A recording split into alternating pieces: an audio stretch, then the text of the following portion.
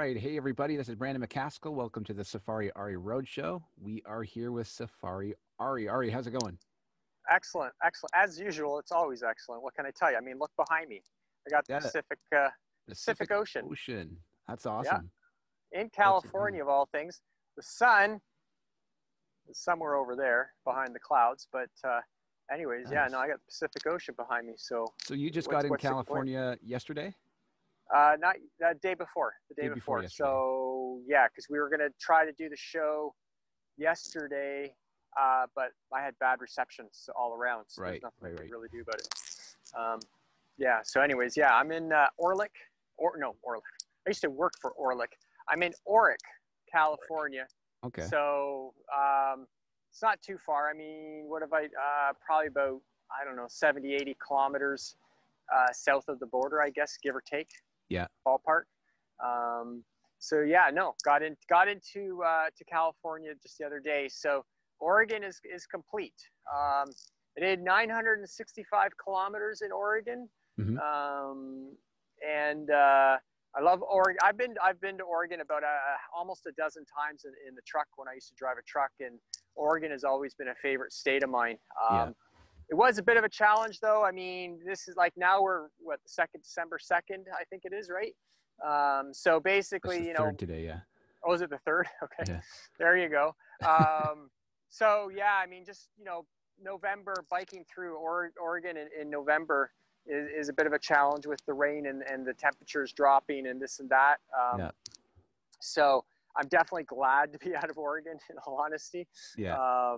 So yeah, no, I actually had one kind of crazy experience. I actually, I posted the other week or whatever, I left my tent poles, or I left my tent pole 62 kilometers north of me.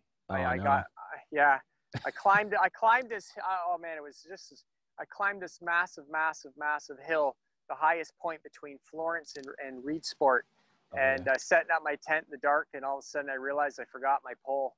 Ah. 62 kilometers north of me. Oh man, what a So nightmare. what'd you do? So, well, I wasn't 100% sure what to do, but the thing is it was the tent pole that was the crossbar of the top of the tent. So my tent was Yeah. really caved in, and in the rain, I mean, if it was in the summer, I might have just kept pedaling and maybe ordered a new one or something. But with the rain and everything, I didn't want my tent caved in. So I decided, actually, what I did is kind of risky. I actually left my tent because there was this turnout on the edge of the highway Yeah.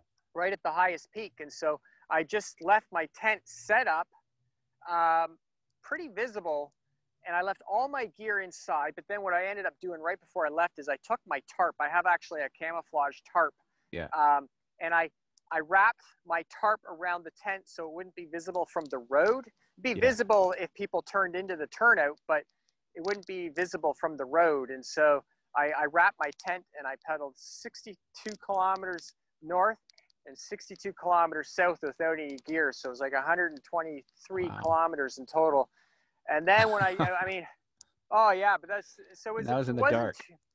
well, no. I did this the next day. I did this the Oh, next okay. day. Yeah. Yeah, sorry. I did this the next day. And so, yeah, I going to this, the first 62 kilometers wasn't too bad. But by the time I got there, it started to lightly rain. And I had like a head breeze. And I'm thinking, okay, well, at least I'll have a tailwind going back. Yeah. Well, that head breeze going north turned into a headwind going south. And then it started to rain. And then it rained harder. And then, anyways, it stopped raining for a little bit. And then I got into Florence, and I had about 20 kilometers. And then it just started pouring rain. Wow. And then it got dark, and I was completely soaked. And I didn't know what kind of condition my tent would be because it was caved in on itself, kind of deal. But anyways, I got to the tent, and luckily everything inside was dry. Yeah. But I was completely soaked. But somehow I was able to move all my gear to one side and strip out of my wet gear and mop up, the wet areas where I'd made wet. And I was Yeah. able to then get into dry clothes and then get into my sleeping bag dry. But yeah, I got into my tent completely soaked, but I was able to get in my sleeping bag completely dry. Wow. But yeah, it was a heck of an experience. I guess one of those things I won't forget about Oregon. That's for sure. I'll say Um, I had a good laugh at your photo of you waking up on the beach, and you said the tide was coming in. oh yeah, yeah. That was basically right before my last, because I had a host in Brookings, and so this was basically my last camping spot Yeah, in Oregon. Yeah, I never camped on the beach in the ocean before. It was, whatever. You think you get all these opportunities, but you don't really actually because of timing and yeah, location and camping is actually. I do have a little bit of a story about camping also about last night. But yeah, anyways, yeah, I just set my tent up on the beach, and the water was way, way, way, way, way far away. And then, when I woke up in the morning, I poked my head out of the tent and it's like, oh crap, the water's like right there. So I had to scramble really quickly to get everything packed up. And then the breeze off the beach and trying to pack a tent in the wind. yeah, And it just didn't go so well. And by the time I had everything packed up, the water was about 20 feet from my tent. yeah. But yeah, whatever. And then, yeah, of course, and with my luck and my history in America, so trying to find a campsite, and anyways, there was this. I'm on the 101, and there was an exit, turn right into the state park, and then there were like left was just a dead end. It was like a cul-de-sac or whatever, Yeah. and so. And it looked like there was a bit of a clearing, some grass where I could set up a tent, like I'm maybe 100 feet off the highway in a cul-de-sac, you know what I mean? Like not bothering anybody. Yeah. But sure, 2 hours later, state park pulls up. Yeah, the corridor is park highway. You have to leave. You have to move. You can't camp here unless you're in a campground. Jeez. So 3 states, three visits by authorities to move, you know.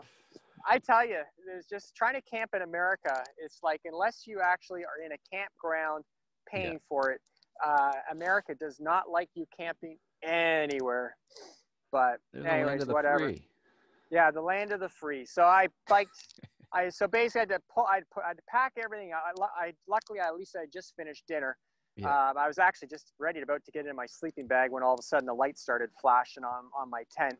But basically packed everything up, biked 10 kilometers down the road, found an opening into the forest, and set my tent up there. But Beautiful. anyways, I should just back up just a little bit just before we kind of finish off, just to Yeah. get some ocean in there. Oh, it's Um, beautiful. yeah, no, that's the one thing about Oregon and California coastline is it doesn't get too much better than that. Yeah. No, that's Yeah, sweet. yeah. No, well, that's the thing. I didn't have any groceries last night. After I had supper, and so I had to go buy some eggs for breakfast, and so I'm just about to make breakfast here. I'm at a picnic area or whatever, but Nice. yeah, no, that's California coastline right there. So not a whole lot to Beautiful. complain about. Well, right on. Well, thanks for that little update, Mr. Safari Ari. Yeah, We'll probably cut it right here for now yeah, and for this week. And guys, thanks yeah, for joining us. We will look forward to talking to you guys either next week. Well, hopefully next week, yeah, but definitely soon. Thanks, guys, yeah. for joining us. All right, later. Bye.